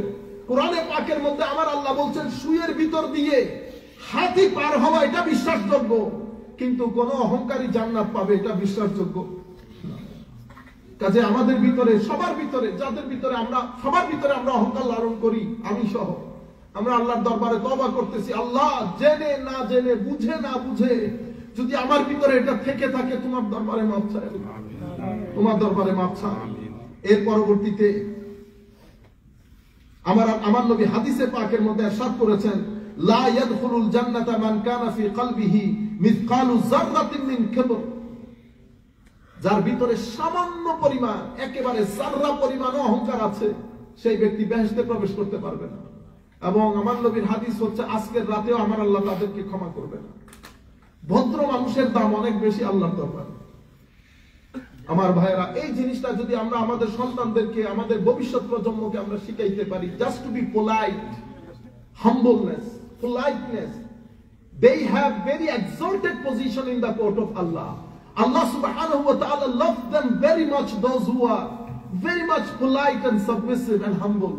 Holy Prophet sallallahu alaihi wasallam said they're going to be very much close to me in the day of judgment if they are humble, if they are polite. আমাদের ভিতরে পোলাইটনেসটা নাই, হাম্বলনেসটা নাই। মানুষের সাথে কথা বললে হাসি দিয়ে কথা বলবেন। এক একজন আমরা মস্কারি করি না, মস্কারি, মস্কারির মধ্যে কত মানুষের ঈমান নষ্ট হয়ে যায় আমরা জানি না। মস্কারির মধ্যে কত মানুষের আমল নষ্ট হয়ে যায়, সারা দিনের ইবাদত মস্কারিতে নষ্ট হয়ে গেছে। তারপরে আমরা বলি কি আমি তো মস্কারি করছি। আপনি যখন মস্কারি করবেন, মস্কারির একটা লিমিট আছে। আপনি যখন মানুষকে তার আসল কথা বলে ফেলেছেন, আপনি তার চেহারা পরিবর্তন করে দিয়েছেন মস্কারির নাম দিয়ে, আপনি তাকে তার রব ধরে কথা বলে ফেলেছেন, এরপরে আপনি যদি বলেন আপনি মস্কারি করেছেন, এটা সুন্দর না, আমার নবী নিষেধ করেছেন। রয়ে গেল একজনের সাথে একজনের মাজাক। হাদিসে পাকের মিশকাতের মধ্যে আলাদা চ্যাপ্টারই আছে, বাবুল মাজাক, কিতাবুল মাজাক। মাজাক মানে এই চুটকি একজনের সাথে একজন কথা বলে হাসাহাসি করা, এটার আলাদা অধ্যায় আছে। আমার নবীর দরবারে আমার নবীর আলাদা একজন সাহাবী ছিলেন, এই ধরনের ঘটনাগুলো ঘটায় ঘটায় আমার নবীকে হাসাইতেন, আমার নবীকে হাসাইতেন। আমি বলছিও বোধহয় আপনাদের, নতুন ফ্রুট আসছে, উনি গিয়ে বাজার থেকে ফ্রুট নিয়ে আসছে আমার নবীর জন্য। বাজারের দোকানদারকে বলছে আমার নবী দিয়ে দেবে পয়সা, ঠিক আছে, আসছে দিছে আমার নবীকে। আমার নবী তো মনে করছে সবাই যেভাবে নিয়ে আসছে উনিও নিয়ে আসছেন। খেয়ে দিয়ে 2-3 করে দোকানদার আমার নবীর দরবারে আশেপাশে ঘুরে, হুজুর কিছু টাকা রয়ে গেছে। ওইটা আমি তো কোনো কিছু আনি নাই, আনছে হুজুর অমুকে আপনার নামে ফ্রুট আনছে, আপনি তো বলে তাকে ফ্রুট আনতে পাঠাইছেন। কারণ ওনাকে তো আর পাখিতে দেবে না, সবাই চিনে গরিব সাহাবী। তখন আমার নবী বুঝতে পারছেন হ্যাঁ ওই ঘটাইছে। তো আমার নবী মুচকে হাসতেছেন। তো ওনার সাথে দেখা হওয়ার পরে আমার নবী বলতেছেন, তুমি ওর কাছে গিয়ে ফ্রুট আনছিলা? হুজুর আনছি তো। তোরে কি বলছো? হুজুর বলছি আপনি পাঠাইছেন। ওই ফ্রুট আপনার নামে নিয়ে আসছে আর কি, কর্জ করছে আর কি। তোমরা এই কাজ কেন করলা? তুমি তো আমাকে জিজ্ঞাসা করো নাই। হুজুর বাজারে নতুন ফ্রুট আসছে তো আমার খুব ইচ্ছা হচ্ছে আমার এই ফ্রুট যদি আমার নবীরে খাওয়াইতে পারতাম। দেখছেন এক একজনের মহব্বত। আমি বলছি না পাগলাগুলা বেশি সুযোগ পেয়ে যায়। সে বলতেছে আমার নবীর চোখ দিয়ে পানি পড়তেছে, মহব্বত দেখেন। তো হুজুর নতুন ফ্রুট দেখে আমার মনে হয়েছে কাশ যদি আমি আমার নবীকে খাওয়াইতে পারতাম। তো হুজুর আমার তো পয়সা নাই, আমার নাম বললে নিবেও না, এই জন্য আপনার নাম করে নিয়ে আসছি। তা আমার নবী মুখে হেসে দিয়ে ওর পয়সা ওরে চুকাই দিছে। এভাবে উনি প্রত্যেক মজলিসের মধ্যে একটা কোনায় বসা থাকতেন। মানুষজন এসে, people used to come from different places. They used to share with the Holy Prophet sallallahu alaihi wasallam their sorrow, their sadness. This is what happened. Everything is negative. Somebody has this problem, somebody has physical, somebody has financial problem. So they used to complain. So উনি চিন্তা করেছেন everybody came to put pressure on the Holy Prophet sallallahu alaihi wasallam. তো উনি এক জায়গার মধ্যে বসা থাকতেন, suddenly he stands up and উনি একটা চুটকি বলতেন আল্লাহ রাসূলকে। এটা শুনে আল্লাহ রাসূল একটু মুস্কি হাসতেন। এই হলো তার মহব্বত, এই হলো তার মহব্বত। এবং এই মহব্বতের কারণে উনি তিনবার মদ্যপান করে তার উপর পানিশমেন্ট অ্যাপ্লাই হয়েছে। সাহাবায়ে কেরাম লানত দিয়েছে তাকে, কিন্তু আমার নবী বলতেছেন খবরদার লানত দিও না, সে আমাকে অনেক ভালোবাসে, সে আল্লাহ রাসূলকে ভালোবাসে, সে আল্লাহ রাসূলকে ভালোবাসে। যাই হোক আমার ভাইয়েরা, এখন যে কথাটা বলবো সেটা আমাদের প্রায় সবার ভিতরে রয়ে গেছে। উকুকুল ওয়ালিদাইন। উকুকুল ওয়ালিদাইন মানে to misbehave with your parents. আমার নবী বলেছেন যারা মা বাবার সাথে বেয়াদবি করে এই রাতে তাদেরও কোনো ক্ষমা নেই। যারা মা বাবার সাথে বেয়াদবি করে, আমার নবী বলতেছেন যারা মা বাবাকে গালি দেয়, মা বাবাকে গালি দেওয়া আকবারুল কাবায়ের, সবচেয়ে বড় গুনাহ, কবিরা গুনাহ। সাহাবী বলতেছেন ইয়া রাসূলুল্লাহ, কেউ কি তাদের মা বাবাকে গালি দিতে পারে? তো তুমি যখন তার মা বাবাকে গালি দিছো, সেও তোমার মা বাবাকে গালি দিছে, তো তুমি আসলে ওর মা বাবাকে গালি দাও নাই, তুমি তোমার মা বাবাকে গালি দিছো। কি হাজি, একটু ইদার উদার হইতে পারে না? আমরা গালাগালি শুরু করি, একটু ইদার উদার হইতে পারে না? গালাগালি মা বাপ দিয়ে, আমি আপনাকে দিব গালাগালি, মা বাপ 14 গোষ্ঠী ধরে গালাগালি করতেছে, এটা তো কবিরা গুনাহ। আমার নবী বলেছেন আকবারুল কাবায়ের, সবচেয়ে বড় কবিরা গুনাহ। মা বাবাকে সবসময় ইজ্জতের জায়গায় রাখবেন, মা বাবাকে সবসময় সম্মান করবেন, স্পেশালি ইউথ। মা বাবার সাথে তুমি বলে কথা বলবেন না, মা বাবাকে বেটা অ্যাড্রেস করবেন আপনি বলে। মা বাবাকে আপনার সামনে মা বাবা যেন কোনো কাজ না করে। Try as much as you can to help them and cooperate them. মনে রাখবেন এগুলাতে আপনার জান্নাত জাহান্নাম ডিপেন্ড করতেছে। আমরা শিখাইতে পারি নাই। আমি মাদেরকে বিশেষ করে বলবো, সন্তানগুলা যখন বড় হয়ে যাবে তখন তাদের সামনে তাদের বাবাকে কোনো কাজ করতে বলবেন না, তাদেরকে শিক্ষা দেবেন বাবা না, কাজ তুমি করবা। আমার নবী সাল্লাল্লাহু আলাইহি ওয়াসাল্লাম মা বাবাকে স্থান উপরে দিতে দিতে এমন উপরে দিয়েছেন, আমার নবী বলতেছেন মায়ের কদমের নিচে বেহেশত। জান্নাত পেতে চাইলে মায়ের কদমের সাথে থাকো। তো মায়ের কদমের নিচে যদি বেহেশত থাকে, আমার নবীর কিসের নিচে থাকবে বেহেশত? মায়ের কদমের নিচে, আল জান্নাতু তাহতা আকদামিল উম্মাহাত। মায়ের কদমের নিচে যদি বেহেশত হয়, তো আমার নবীর কিসের নিচে বেহেশত হবে? চিন্তা করে দেখেন তো। মা বাবা বড় নিয়ামত। যারা চলে গেছে তারা বুঝে কি চলে গেছে। মা বাবা চলে যাওয়ার পরে পৃথিবীর সমস্ত নাজ নিয়ামত যদি তোমাকে দেওয়া হয়, তুমি ভালো সময়গুলোকে এনজয় করতে পারবা না, সেলিব্রেট করতে পারবা না। যে তারিখ থেকে মা বাবা চলে যাবে, তোমার ঈদও খতম, তোমার কুরবানিও খতম। আপনারা বুঝতে পেরেছেন? এত বড় আজিম নিয়ামত। পৃথিবীতে সমস্ত ব্যক্তির মহব্বত যদি কেউ এক পাল্লায় রাখে, তবুও মায়ের 10 ভাগের 1 ভাগ মহব্বতে ফুলফিল হয় না। মা চলে যাওয়ার পরে, বাবা চলে যাওয়ার পরে খালার মহব্বত, ফুফুর মহব্বত, চাচা চাচি, জ্যাঠা জেঠি সবার মহব্বত হয়, তবুও আমাদের ভিতরটা বিন্দু পরিমাণের স্থিরতা আসে। এতগুলো মানুষের মহব্বত দিয়ে মায়ের মহব্বতকে কভার আপ করা যায় না। এত আজিম শখসিয়ত আল্লাহ দান করেছেন। এটা আজিম নিয়ামত, মা বাবার নিয়ামত। যারা এই নিয়ামত এখনো আছে তারা তো ভাগ্যবান। যারা নিয়ামত হারিয়ে ফেলেছে তারা জানে তারা কি হারিয়ে ফেলেছে। কারণ আপনার মা বাবা যদি আল্লাহর দরবারে হাত তুলে বলে আল্লাহ আমার ছেলেদেরকে ক্ষমা করে দিও, আমার আল্লাহ ডেফিনেটলি ক্ষমা করে দেবে। কিন্তু আমাদের যাদের নাই তাদের তো এই জায়গাগুলো নাই, গিয়ে মা বাবাকে বলবে একটু দোয়া করার জন্য।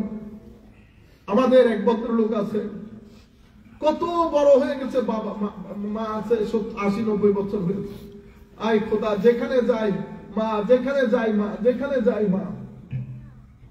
আমি বলতেছি, একদিন একটা অফিস উদ্বোধন করতে গেছে, আল্লাহ এত বড় মানুষ, মন্ত্রী মিনিস্টার দিয়ে ওপেন করতে পারেন না। হুজুর, আমার মা থাকতে আমার মিনিস্টার কে? আমার মা থাকতে মিনিস্টার? মা বাবার প্রতি সম্মান করবেন, বিশেষ করে ইউথদেরকে বলছি। এই নিয়ামত যদি চলে যায় বেটা, পুরা ফুল কায়নাত আপনার হাতে দিয়ে দিল, এই নিয়ামতকে আপনি, এটা ইকুয়াল হবে না। পৃথিবীর নিজামও এক আজিব, দুনিয়ার জীবনও এক আজিব। একেবারে টেবিল ভর্তি তো মা বাবা ভাই বোন। আস্তে আস্তে আস্তে আস্তে আস্তে সূর্য যখন এই তীরের উপরে আসে, আমার বয়স হয়ে গেছে 25-30 ধরেন, এরপরে সূর্য অস্ত যেতে শুরু করে। অস্ত যেতে যেতে এক চেয়ার থেকে একদিন বাবা নাই, আরেক চেয়ার থেকে মা নাই সকালবেলা উঠে। এগুলো এমন জিনিস চলে গেছে তো চলে গেছে, আর দেখা সাক্ষাতের কোনো সুযোগ নাই। এরপরে এই চেয়ার টেবিল গুলো এভাবে খালি হয়ে যায়, এক সময় আপনাকে মনে হবে যেন সব কিছু উদাসীন, এখানে আর তো বেঁচে থাকার কোনো মানে নাই। কাজেই মা বাবার প্রতি শ্রদ্ধাশীল, সম্মানিত হবেন। আমার নবী সাল্লাল্লাহু আলাইহি ওয়াসাল্লাম ইরশাদ করেছেন, আমার আল্লাহ আজকের রাতে মা বাবার সাথে যারা বেয়াদবি করে, অবাধ্য, তাদেরকে ক্ষমা করবে না। আমি বিনয়ের সাথে আপনাদেরকে বলবো, আপনারা মা বাবার কাছে ক্ষমা চাইবেন যাদের এই দোষটা আছে। অনেকেই করেন, অনেকেই করে। আপনারা মা বাবার কাছে ক্ষমা চাইবেন। আর মদ্যপান করি আমরা অনেকেই, শরাব। আমার নবী সাল্লাল্লাহু আলাইহি ওয়াসাল্লাম বলছেন, যারা প্রফেশনাল সবসময় শরাব পান করে, আল্লাহ তাদেরকেও ক্ষমা করবেন। আমরা বক্তব্য সংক্ষিপ্ত করতে হচ্ছে।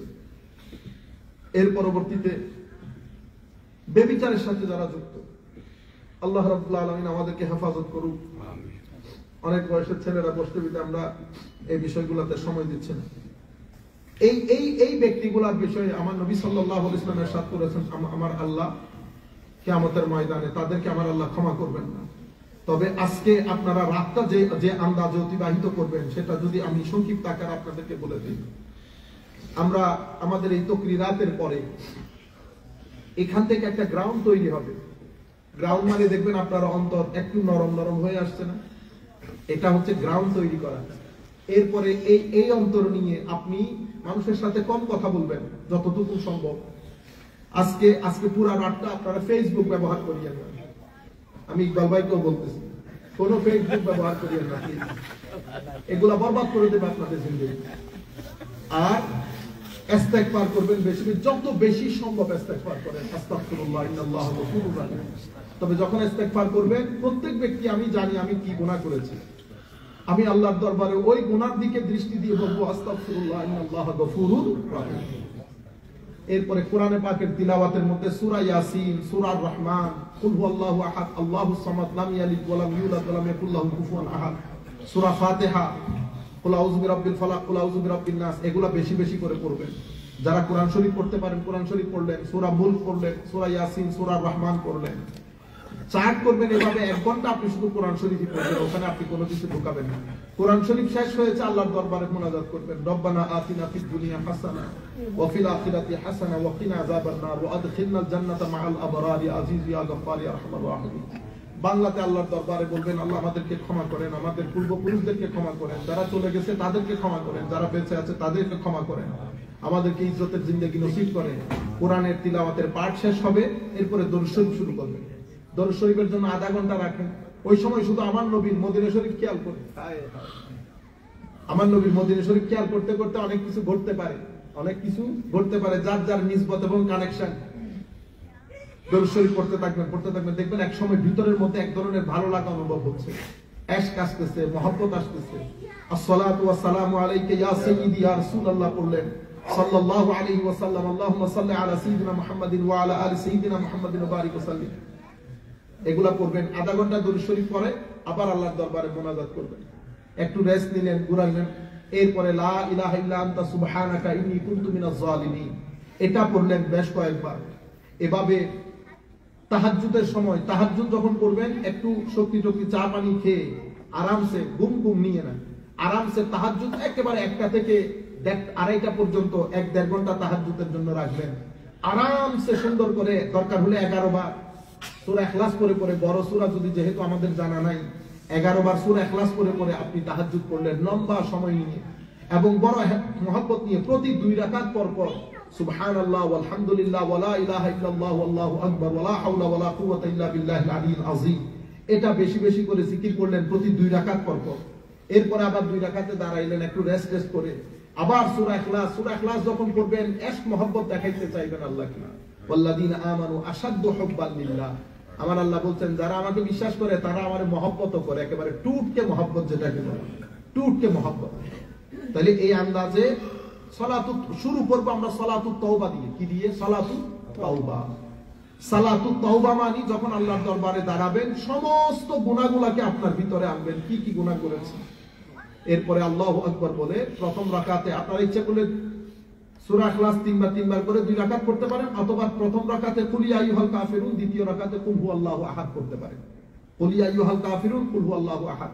কিন্তু রুকু এবং সিজদা আপনি পরিপূর্ণ রূপে ভিতর বাহিরকে একসাথে করে একেবারে আল্লাহর দরবারে লজ্জিত হয়ে, আল্লাহ অনেক গুনাহ করেছি, তোমার দরবারে ক্ষমা চাই, ক্ষমা করে, লজ্জিত হয়ে আল্লাহর দরবারে 2 রাকাত সালাতুত তাওবা করবেন। সালাতুত তাওবার পরে বাকি আপনার কাজগুলো শুরু করবেন। তাহলে সালাতুত তাওবা হয়ে গেল। আপনারা চাইলে সালাতুত তাসবিহও পড়তে পারেন, সালাতুত তাসবিহ। এটা আমাদের বুখারী, আমাদের ইবনে মাজাহ শরীফের মধ্যে, আলাদা ইবনে মাজাহ শরীফের মধ্যে এই হাদিসটা এসেছে। এই হাদিসটাকে হাসান বলা হয়েছে। আমার নবী সাল্লাল্লাহু আলাইহি ওয়াসাল্লাম, আমার নবীর চাচা আব্বাস বিন আব্দুল মুত্তালিব, আমার নবীর চাচাকে আমার নবী এই নামাজের শিক্ষা দিয়েছেন, 4 রাকাতের এই নামাজের শিক্ষা দিয়েছেন। আমার নবী বলেছেন প্রতিদিন অথবা প্রতি সপ্তাহ, প্রতি মাস অথবা জীবনে একবার হলেও করতে বলেছেন। এই গুনার মাধ্যমে, এই নামাজের মাধ্যমে মানুষের গুনাহগুলো ক্ষমা হয়ে যায়। সুবহানাল্লাহ আলহামদুলিল্লাহ। আমাদের ইমাম সাহেব আসলে শিখাই দেব আপনাদেরকে। সালাতুত তাসবিহ পড়লে, তাইলে সালাতুত তাওবা আছে, সালাতুত তাসবিহ আছে, সালাতুত তাহাজ্জুদ আছে, কোরআনে পাকের তিলাওয়াত আছে। এরপরে আশেপাশে যদি, এখানে তো বা কবরস্থান অনেক দূরে, কবরস্থান অনেক দূরে, এই জন্য শবে বরাতের রাত, শবে কদরের রাতে আমরা যেহেতু রাতে যেতে পারবো না, দিনের বেলা সবাই জিয়ারতগুলো করে আসবে। আর যাদের আপনারা চিন্তা করেন ক্লোজ রিলেটিভ নাই, ক্লোজ রিলেটিভ থাকতে হয় না, মুসলমানদের কবরস্থানে গিয়ে জিয়ারত করবেন। ওদের গুনাহ ক্ষমা করার আগে আল্লাহ আপনার মানুষের কবরস্থানের গুনাহ ক্ষমা করে দেবেন। আল্লাহ রাব্বুল আলামিন। আমরা বক্তব্য দীর্ঘায়িত করব না, শুরুই করি নাই, তবুও কয়েকবার দরুদ শরীফ পড়বো ইনশাআল্লাহ। হ্যাঁ, বিসমিল্লাহির রহমানির, আমরা এবার কয়েকবার দরুদ শরীফ পড়ি। দরুদ শরীফের আগে আল্লাহর দরবারে সবাই কাই মনোবাক্যে ক্ষমা চেয়ে ফেলি। আল্লাহ, যা গুনাহ আমরা করেছি, আমাদের জেনে করেছি, না জেনে করেছি, বুঝে করেছি, না বুঝে করেছি, নফসের ধোঁকায় করে করেছি, দুনিয়ার ধোঁকায় করে করেছি, শয়তানের ধোঁকায় করে করেছি, বন্ধু বান্ধবের কারণে করেছি। আল্লাহ, যত গুনাহ আমরা করেছি, ছোট বড় সমস্ত গুনার জন্য আপনার দরবারে আমরা ক্ষমা চাচ্ছি। আল্লাহ, আমাদেরকে ক্ষমা করে দেন। আস্তাগফিরুল্লাহ, আস্তাগফিরুল্লাহ, আস্তাগফিরুল্লাহ, ইন্নাল্লাহ গফুরুর রহিম। আস্তাগফিরুল্লাহ, ইন্নাল্লাহ গফুরুর রহিম। আস্তাগফিরুল্লাহ রাব্বি মিন কুল্লি যামবিন ওয়া আতুবু ইলাইহি লা হাওলা ওয়ালা কুওয়াতা ইল্লা বিল্লাহিল আলিয়্যিল আযীম। আল্লাহুম্মা সাল্লি আলা সাইয়্যিদিনা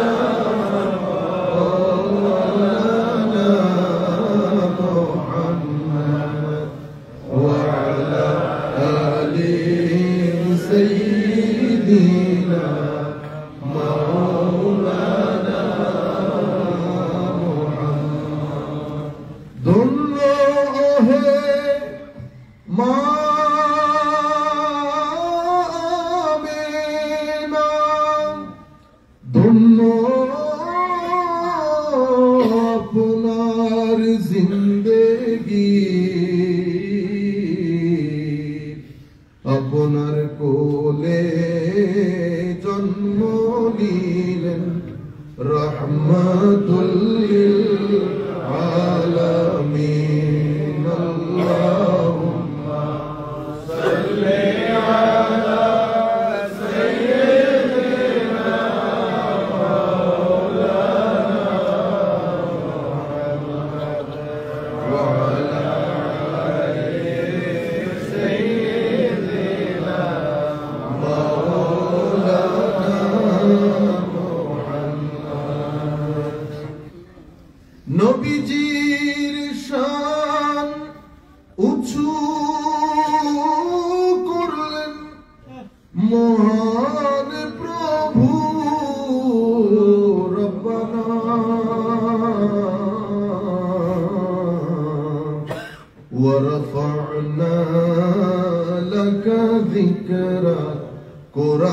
পাকের ঘোষণা আল্লাহুম্মা সাল্লি আলা সাইয়্যিদিনা মাওলানা মুহাম্মদ ওয়া আলা আলি সাইয়্যিদিনা মাওলানা মুহাম্মদ। अल्लाह क्या जहन्नम आप भी न सर्द होगी। अल्लाह क्या जहन्नम आप भी न सर्द होगी।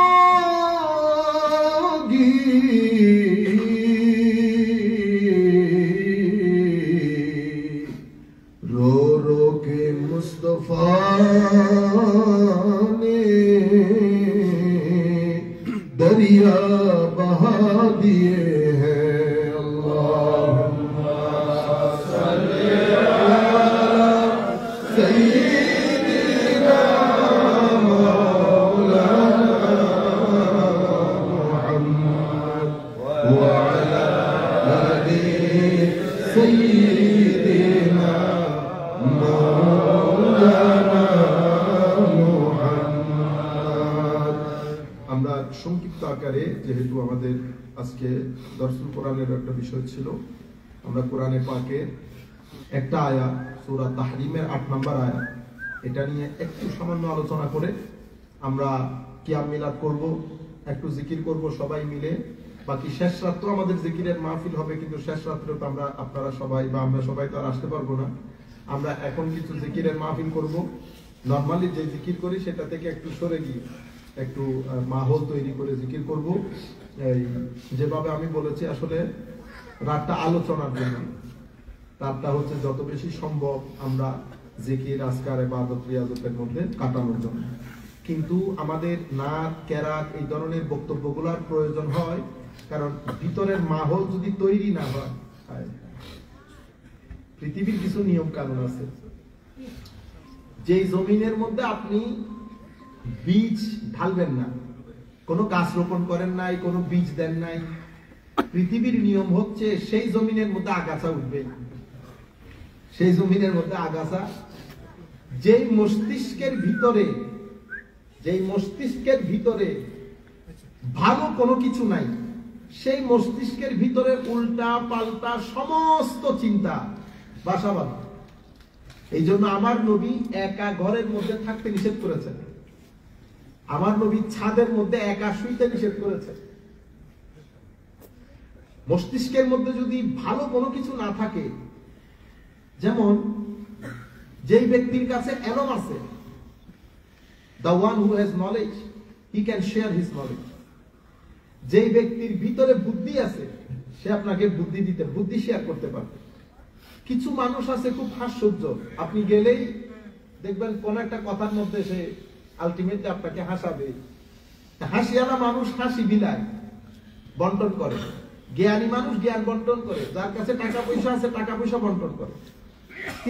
কিছু মানুষ ভিতরে অহংকার, হিংসা এগুলা লালন করে, ওরা এগুলাই বন্টন করবে। এর কাছে তার অন্য কোনো কিছু নাই বন্টন করার তো। আপনারা বলেন না, অনেক সময় আপনারা নিজেরাই তো কমপ্লেন করেন, হুজুর ওর কাছে গেছি। মানুষটা এরকম, আপনি বুঝতে হবে এটা ওনার কম ক্যাপিটাল, ওনার দোকানে যেটা আছে উনি ওইটাই বিক্রি করবেন। আতাবাইয়ের দোকানে কাপড় কিনতে গেলে তো আপনি কাপড় পাবেন না, কাপড়ের দোকানে কাপড়, গোশতের দোকানে গোশত। তো যেই ব্যক্তির কাছে যেই জিনিস আছে সেই ব্যক্তি সেটা বিক্রি করে। আমি আজকে বসে চিন্তা করব আমরা কিসের বিক্রেতা? হাসি, আনন্দ, কান্না, হিংসা, ঘৃণা, জ্ঞান, তাকওয়া, আমরা কিসের বিক্রেতা? যদি আমরা ধরতে যাই, দেখা যায় আমাদের ম্যাক্সিমাম মজলিসগুলা কিন্তু আমরা যখন একসাথে হই, আমরা প্রথমে রাজনীতি দিয়ে শুরু করি। রাজনীতি, সবাই তো বড় বড় রাজনীতিবিদ, ঠিক না? আপনারা তো যখন রাজনীতির কথা বলেন মনে হয় যেন মানে এরমের জাহাজ নিয়ে বসে আছে। আমরা যারা কিতাবপত্র পড়ছি, আমি শুধুমাত্র ব্রাহ্মণবাড়িয়ার এক ভদ্রলোকের কথা বলি, উনি তখন এমপি ছিলেন, বাদ দেন এখন। তো ওনার জন্য মাহফিলের মধ্যে আমাকে 45 মিনিট ওয়েট করতে হয়েছে। লাখো মানুষ, পুলিশ, আপনারা তো চিনতেছেন এখনো, চিনে এতদিন তো চিনে ফেলার কথা, কিন্তু নামা হজম করার মতো না আমাদের জন্য। পরে উনি আসছেন, ওইটা আমাকে বলতেছেন, হুজুর আপনার কি আপনি যদি মাইন্ড করছেন? অফকোর্স মাইন্ড করছি, অফকোর্স মাইন্ড করছি। 45 মিনিট আপনি লেট করে রাখছেন, মনে মনে বলতেছি তুমি কোন পুকুরের মাছ, তুমি আজকে আসো কালকে নাই, তুমি আজকে আসো, তোমার পিছনে মানুষ যেগুলো ঘুরতেছে যতক্ষণ পর্যন্ত চেয়ার আছে। আর মসজিদের ইমামও মৃত্যুর আগ পর্যন্ত চেয়ার কেউ নিতে পারে না, যদি ইমামের মতো হয়। আমাদের মসজিদের ইমাম দেখে না, কথা বলতে গেলে অন্তর ফেটে যায়। আমাদের হাফেজ আব্দুর রহমান সাহেব হুজুর কিবলা মুতাজিল্লাহ, আল্লাহ জান্নাতের মধ্যে আলা দরজা নসিব করুন। যে দেখো কথা বলার সাথে সাথে ভিতরে কেমন যেন একটা ফুটে ওঠে। এই চেয়ার কেউ নিতে পারে না, ইজ্জতের চেয়ার। আপনারা বুঝতে পেরেছেন? তো উনি আমাকে আচ্ছা, পরে খাইতে বসছি, তো উনি আমাকে বলতেছেন, হুজুর আমরা রাজনীতি করি, তো আপনারা তো আর ওগুলা মানে আমার মৌলবী মুসল। আমি ওনারে বলছি, রাজনীতি যদি কিতাবে পত্রে হয় তো আমি আপনার চেয়ে অনেক বেশি জানি, ঠিক আছে? কারণ আমি আপনার চেয়ে বই বেশি না পড়লেও বই কম পড়ি নাই। এখানে আপনারা যতগুলো মানুষ আমাদের সামনে রাজনীতির আলাপ করেন, আমি যদি বলি একটা বইয়ের নাম বলেন তো আপনি রাজনীতির উপর পড়ছেন, নাম বলতে পারবেন? আপনারা বুঝছেন? তো আমরা চুপ করে থাকা ছাড়া উপায় নাই। আর আপনি যদি আমাদের দেশীয় এই বটক মার্কা রাজনীতির কথা বলেন, তো এটা তো অবশ্যই আপনি আমার চেয়ে বেশি জানেন, আমি জানতেও চাই না এটা। আল্লাহ আমাকে রক্ষা করুন। আপনারা বুঝতে পেরেছেন? তো যে ব্যক্তির ভিতরে যে জিনিসটা আছে, তো আমার নবী সাল্লাল্লাহু আলাইহি ওয়াসাল্লাম কি ইরশাদ করেছেন, আপনারা যেই ব্যক্তির মধ্যে সব মানুষের সাথে সময় কাটাবেন না কোনোদিন, যখন দেখবেন এই ব্যক্তি রাজনীতি থেকে মানুষের ঘর থেকে মানুষের বউ থেকে মানুষের মেয়ে, বলি না আমরা দুনিয়ার কথাবার্তা, এগুলো হলো জাহান্নামী মার্কা কথাবার্তা। এগুলা হচ্ছে কিছু নালা আছে না, অসম্ভব গন্ধ আসে। হযরত জালালউদ্দিন রুমি বলছেন এগুলা হচ্ছে সেই পর্যায়ের নালা, দ্রুত গতিতে আপনারা এই সুবত ছেড়ে দেন, নতুবা এটা আপনার ঈমান আমল সব বরবাদ করে রেখে দেবে। মানুষের ভিতরে যা আছে মানুষ এটাই কি করে, কন্ট্রোল করে। আর আমরা কিছু মানুষ আছি অতিরিক্ত ইন্টেলেকচুয়াল, ঠিক না? খোঁচা মারি, এখানে কি মারি, আমি তো অনেক চালাক, আমি সামনে আসবো না, আমি আপনারা খোঁচা মাইরা দিব, তারপরে বলবো যে দিছি। আপনারা বুঝছেন? এই চালাকি করিয়েন না। কেন? আপনার চেয়ে বড় বড় চালাক দুনিয়া থেকে চলে গেছে। চালাকি করতেছেন তো এই আজকে সবে বরাত 2025, আজকে গিয়ে বাসার মধ্যে লিখে রাখবেন আপনি ধরা খাবেন। কি খাবেন? ধরা। এবং যখন ধরা খাবেন তখন গাদা খানোর সুযোগ পাবেন না। আমার আল্লাহ আপনাকে এখান থেকে হেলতে দিবে না। আমার আল্লাহ গুনাহগারকে ক্ষমা করেন, কোন জালেম চালাকদেরকে আমার আল্লাহ এই জমিন থেকে সাফার না করা পর্যন্ত এখান থেকে যেতে দিবেন আপনাকে।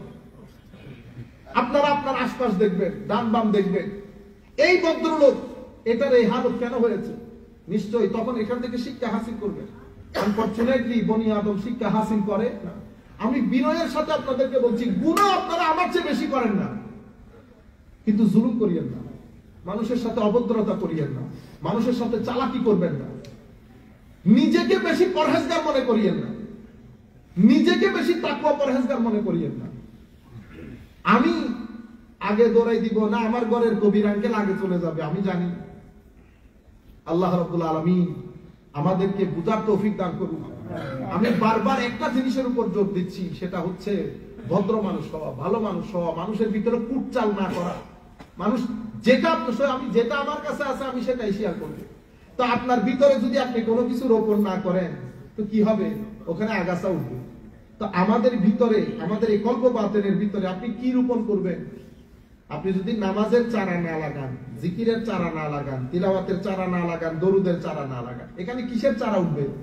এখানে শয়তানি, ওয়াসওয়াসা, চালাকি, অমুক সমুক সব কিছু চারা উঠবে এখানে। সুতরাং আপনার চারা আপনি লাগাইতে হবে। এই জন্য এই সমস্ত রাতে, লাইলাতুল বারাতের মতো রাত আল্লাহ কেন দান করেছেন? এই সমস্ত চারাগুলো আমরা যেন এখানে লাগাইতে পারি। এরপরে মাহে রমজানের জন্য প্রিপারেশন। আমি লাইলাতুল বারাত যে কারণে আল্লাহ মেইনলি আমার বুঝে আসে যে মাহে রমজানের জন্য যেন আমরা একেবারে ভিতরে বাহিরে ধুয়ে মুছে নিজেদেরকে তৈরি করতে পারি, আমরা কোরআনের একটি আয়াত বলে শেষ করে দেব, ইয়া আইয়ুহাল্লাযীনা আমানু।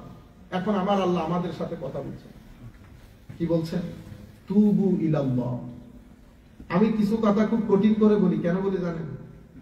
আপনারা যখন আমার কাছে আসেন, আমি তো সরাসরি আপনাকে বলতে পারি না, আমাদের ওই মকামও না। আমি সরাসরি কিন্তু আপনাকে বলতে পারি যে আপনি এই কাজগুলো করতেছেন, আমি বুঝি কে কি কাজ করতেছেন, কিন্তু আমার পক্ষে তো বলা সম্ভব না।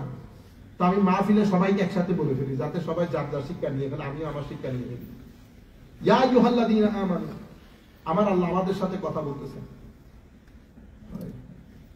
মুমিন বলে বলতেছেন তুবু ইলাল্লাহ, তুবু ইলাল্লাহি তাওবাতান নাসুহা। আল্লাহর দরবারে আসো যেভাবে আসা দরকার। Come to the court of আল্লাহ as it's suppose to be. যেভাবে আল্লাহর দরবারে আসা দরকার, তওবার কথা এসেছে। আমাদের মা বোনরা উপরে আছেন, তাবা ইয়াতুবু, এটার মানে হচ্ছে রাজাআ ইয়ারজিউ, মানে ফেরত আসা, ফিরে আসা। তো আমি কোত্থেকে কোথায় ফেরত আসবো? আল্লাহর নারাজি থেকে আল্লাহর রেজামন্দির দিকে ফেরত আসবো। খারাপ কাজ থেকে ভালো কাজের দিকে ফেরত আসবো। আগে মদ পান করতাম, এখন মদ পান ছেড়ে দিয়ে তাকওয়া পরহেজগারির দিকে ফেরত আসবো। আগে অভদ্রতা ছিলাম, এখন ভদ্রতার দিকে ফেরত আসবো। আগে অহংকারী ছিলাম, এখন পোলাইটনেসের দিকে ফেরত আসবো। তাইলে আমার একটা হচ্ছে ডিপার্চার গেট আর একটা হচ্ছে অ্যারাইভাল গেট। এই ডিপার্চার থেকে যখন আপনি শুরু করবেন অ্যারাইভাল গেটের দিকে আসার জন্য, এটাকে বলে তাওবা। এটাকে কি বলে? তাওবা। তো আপনি যখন আসবেন, আপনার স্টেট অফ মাইন্ড কিরকম হবে? অনেক লজ্জা, অনেক শরম, অনুতপ্ত, রিপেন্টেন্স যেটাকে বলে। আপনি যখন রিপেন্টেন্সের সাথে আসবেন আল্লাহর দরবারে, আসতেছেন, আপনি এখনো অ্যারাইভাল গেটে পৌঁছান নাই। আপনি যখন মুভ করেছেন, মানে আসবেন নিয়ত করেছেন, আমার আল্লাহ তখন মাফ করে দিয়েছেন। কত বড় গুনাহগারকে আল্লাহ মাফ করে দিয়েছেন। আমি বনি ইসরাইলের ওই ব্যক্তির কথা যখন পড়ি, কিছু কথা আমাদেরকে ইন্সপায়ার করে, আশা করি যে আমার আল্লাহ ক্ষমা করে দিবেন। ওই ব্যক্তি 99টা কতল করেছে, কিন্তু করতে আছে, করতে ফেরত আসতেছে না ওই জায়গা থেকে। এক আলেমের কাছে গেছে, আলেমকে জিজ্ঞেস করছে, হাল্লি মিন তাওবা, আমার আল্লাহকে আমাকে ক্ষমা করবেন, আমি 99টা কতল করেছি। আমাদের মতো গরম মৌলবী ছিল, তাকওয়া পরহেজগারি ছিল না, ইবাদত রিয়াজত ছিল না। বস ফতোয়া, আমাদের তো ফতোয়া রেডি। হ্যাঁ, 99টা খতম করার পরে তুমি বেটা আবার ফতোয়া, তুমি আবার মাফের আশা করো। কি মাফ তোমার? বুধহয় ওনাকে কোনো কিছু বলছে এই ধরনের, যেভাবে আমরা কথা বলি। আল্লাহর ওলিরা আবার ওই ভাষায় বলে, আল্লাহর ওলিরা মহব্বত করে কথা বলে মানুষ। তখন বলতে চাইছে এই কথা, আল্লাহ যদি তওবাই কবুল না করে, তো ঠিক আছে বিসমিল্লাহ, আপনারাও দেই। তো তারেও দিছে। তো তারে দেওয়ার আমাকে আমার এক ছাত্র জিজ্ঞেস করতেছে, হুজুর তাকে হত্যা করার কি কারণ? আল্লাহ মৌলবী, ঝাল মৌলবী ছিল। কি মৌলবী? ঝাল। আমাদের মতো কালকে আমি একজনের ওয়াজ শুনতেছিলাম। তো এক ভদ্রলোক এই মুড়ি চানাচুর বিক্রি করতেছে হয়তো মাহফিলের মধ্যে। সেই ওই ভদ্রলোকে অ্যাড্রেস করছে কিভাবে জানেন?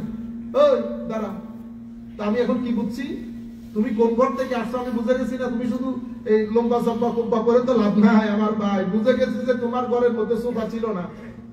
কি ছিল না? সোফা। তুমি বড় ফালতু ঘর থেকে উঠে আসছো, নতুবা আল্লাহর বান্দাদের সাথে এতগুলো মানুষের সামনে তুমি তারে এইভাবে কথা বলে। আমার নবীর দরবারে ছোট ছোট লোকও আমার নবীকে আগে সালাম দিতে পারতো না। তুমি আমার নবীর শান বর্ণনা করতেছো, কিন্তু আমার নবী যে কাজ করতে বলতেছেন সেই কাজ করে দেখাইতে পারলো না। ইন্না লিল্লাহি ওয়া ইন্না ইলাইহি রাজিউন। এরপর আমি একটা জায়গার মধ্যে ছিলাম, আমার মনে হয় চাঁদপুরের এলাকার মধ্যে। বলে এই তুই উঠোস না কেন? ইন্না লিল্লাহ। আমি তাকে, আমাদের অনেক জুনিয়র, আমরা ভাত খেতে যাওয়ার সময় বলতেছি বেটা ব্যবহার ভালো করবে। তুমি তাহলে তুই করে বলছো কেন? হুজুর মাহফিলে আল্লাহ আবা কাবা জুব্বা বড়, গাড়িও বড়, মানুষ আগে পরে 2-4 জন বেশি, এই জন্য আর মানুষকে মানুষ মনে হয় না। আলম তোমরা কিন্তু এগুলোর মধ্যে আটকাই যাইবা। তোমাদেরকে কিন্তু মান রব্বুকা ওয়া মা দীনুকা ওয়া মান নবিয়ুকা এই প্রশ্ন না। তোমাকে যদি এই প্রশ্ন করা হয়, তো তোমাকেও এই প্রশ্ন করবে, আমার ঘরের কবিরা তো এই প্রশ্ন করবে। তো কোনো ফারাক হইল? আমার প্রশ্ন ওইটা না। আমার প্রশ্ন তুমি যে মাইনচারে ওয়াজ তকরির করছো, বেটা নিজের উত্তর দক্ষিণ ঠিক আছিল কিনা এটা বলা, বাকি কথা পর। এই জন্য উলামায়ে কেরাম বলতেছেন, যে ব্যবসা করছে সে ব্যবসাতে আটকে যাবে, যে চাকরি করছে চাকরিতে আটকে যাবে, তার প্রশ্ন ওখানে করা হবে। আমার নবী তো বলতেছেন প্রত্যেকে জবাবদিহিতা নিশ্চিত করতে হবে। এমনকি যে ব্যক্তি ছাগল চড়িয়েছে তাকে তার ছাগল ছড়ানোর ব্যাপারে জিজ্ঞেস করা হবে, সে তার দায়িত্ব পরিপূর্ণরূপে পালন করেছে কি। তাইলে মানুষের সাথে সব ব্যবহার, আমি আপনাদেরকে বলতেছিলাম একটা ডিপার্চার গেট আর একটা অ্যারাইভাল গেট। ডিপার্চার থেকে শুরু করবে, অ্যারাইভাল গেটের মধ্যে গিয়ে পৌঁছাবো। আপনি যখন ওখান থেকে শুরু করবেন, নিয়তের কারণে আমার আল্লাহ ক্ষমা করেছে, নিয়তের কারণে। তো ওই ব্যক্তি কেন ক্ষমা করেছে? জালিমের মানে যার উত্তর ছিল নিশ্চয়ই, এই বেটা তুই তুকারি করছে নিশ্চয়ই, কারণ সে তো সন্ত্রাস টাইপের লোক, তুই তুকারি করছে, তোরে কেমন আল্লাহ ক্ষমা করে? এই সে বলছে তারও হত্যা করার পরে সে তো ক্ষমা চাইবে আল্লাহর দরবারে, সে তো ক্ষমার মুতালাশী। সে ঘুরতে ঘুরতে ঘুরতে ঘুরতে এক আল্লাহওয়ালার দরবারে গেছে। সৌভাগ্যবান মানুষ ছিল, জিজ্ঞেস করছে হাল্লি মিন তওবা। উনি জবাব দিয়েছেন, বেটা কিয়ামতের দিন সূর্য পশ্চিম দিকে উঠার আগ পর্যন্ত আমার আল্লাহ ক্ষমা করবে। তবে তোমাকে একটা কথা বলি, তুমি তওবা করার পরে এই এলাকার মধ্যে আর থাকিও না। এই এলাকার মধ্যে থাকলে তুমি তওবার উপর ইস্তেকামতের সাথে থাকতে পারবে না, তুমি তোমার তওবা ভঙ্গ করবে। বুঝতে পেরেছেন? আমার একেবারে বাংলাদেশের মতো মনে পড়ে গেছে। মানে ওখানে থাকলে আপনি হু হা না করলে তো কোনো দাম নাই, বাংলাদেশে টিকতেও পারবেন না হু হা না করলে। ঠিক আছে, তো কোথায় যাবো? অমুক গ্রামের মধ্যে কিছু আল্লাহওয়ালা লোক বসবাস করে, তাদের সুহবতের মধ্যে থাকবা, তাদের সুহবতের মধ্যে থাকবা, তওবার উপর ইস্তেকামতও থাকবে, আল্লাহ তওবা কবুল করবে। আমি আপনাদেরকে হাদিস শরীফ, আমার নবী বনী ইসরাইলের ওই ব্যক্তির কথা বুঝাচ্ছেন সাহাবায়ে কেরাম। ওই ব্যক্তি বের হয়েছে, বের হওয়ার দেয় মালাকুল মউত তার জান কবজ করে ফেলেছে। এখনো সে কোনো কাজই করে নাই, শুধু নিয়ত করে ওই গ্রামের দিকে যাচ্ছে আর তওবা করেছে। না নামাজ, না দুয়া, না তাসবিহ, না তাহলিল। তার ঝুরির মধ্যে 100 জন হত্যার গুনাহ, শুধু নিয়ত করে তার ওই যে ডিপার্চার গেট দিয়ে অ্যারাইভাল গেটে পৌঁছাবে। এখনো পর্যন্ত যাত্রা শুরু করেছে, কটুক যাওয়ার পর মারা গেছে। মারা যাওয়ার পরে আমার নবী বলতেছে, রহমতের ফেরেশতা এসেছে, গজবের ফেরেশতা এসেছে। রহমতের ফেরেশতা বলতেছে সে তওবা করেছে, আর আযাবের ফেরেশতা বলেছে সে তওবা করলে 100 হত্যা করেছে। এখন অনেক বড় কথা না? দুইজনের, আমার নবী দেখেন সবকিছু খুলে বলতেছে। এরপরে দুইজনের মধ্যে একটা শান্তি চুক্তি, দুই ফেরেশতার দলের মধ্যে, যে আমরা মাপবো, যদি সে যে এলাকায় যেতে চাচ্ছে সে এলাকার চেয়ে তার দূরত্ব যদি সেটা কম হয় এবং এই ডিপার্চার গেট থেকে বেশি হয়, অ্যারাইভাল গেটের কম হয়, তাইলে রহমতের ফেরেশতা হিসেবে তোমরা নিয়ে যাবা। আর যদি ডিপার্চার গেটের দূরত্ব বেশি, অ্যারাইভাল গেটের দূরত্ব কম বেশি, ডিপার্চার গেটের দূরত্ব কম হয়, তাইলে আযাবের ফেরেশতা হিসেবে আমরা নিয়ে যাব। এতটুকু। সে তো যাত্রাই শুরু করেছে। এবার আমার আল্লাহর রহমত দেখো, ওই নিয়তের কারণে আমার আল্লাহ জমিনকে বলেছে, জমিন খুলে যাও, খুলে যাও, যেন ডিপার্চার গেট থেকে তার দূরত্বটা কি হয়ে যায়, বেড়ে যায়, অ্যারাইভাল গেট থেকে কম হয়ে যায়। তো আমরা আল্লাহর দরবারে বলছি, আল্লাহ বনী ইসরাইলের ওই ব্যক্তি যদি 100 খুন করে ক্ষমা পেয়ে যায়, শবে বরাতের রাতে তোমার নবীর ওসিলা দিয়ে বলছি, আল্লাহ তুমি আমাদেরকে ক্ষমা করে দাও, ক্ষমা করবে না? আমরা কি 100 হত্যা করেছি? আমরা গুনাহ করেছি, কোনো সন্দেহ নাই মাওলা। আমরা দুনিয়ার ধোঁকা, নফসের ধোঁকা, শয়তানের ধোঁকায় পড়ে গুনাহ করেছি না? অবশ্যই করেছি। কিন্তু আমরা যে আপনাকে মহব্বত করি মাওলা, এটারও তো কোনো সন্দেহ নেই। আমরা আপনাকে মানি, জানি, বিশ্বাস করি আল্লাহ। দেখি নাই শুধুমাত্র আমার নবীর কথার উপর, নবীকেও তো আমরা দেখি নাই, শুধুমাত্র উলামায়ে উম্মত, গরের লোকজন বলেছে আপনি আছেন, বিশ্বাস করে নিয়েছি। সেই ব্যক্তি যদি ক্ষমা পায়, আমরা ক্ষমা পাবো না।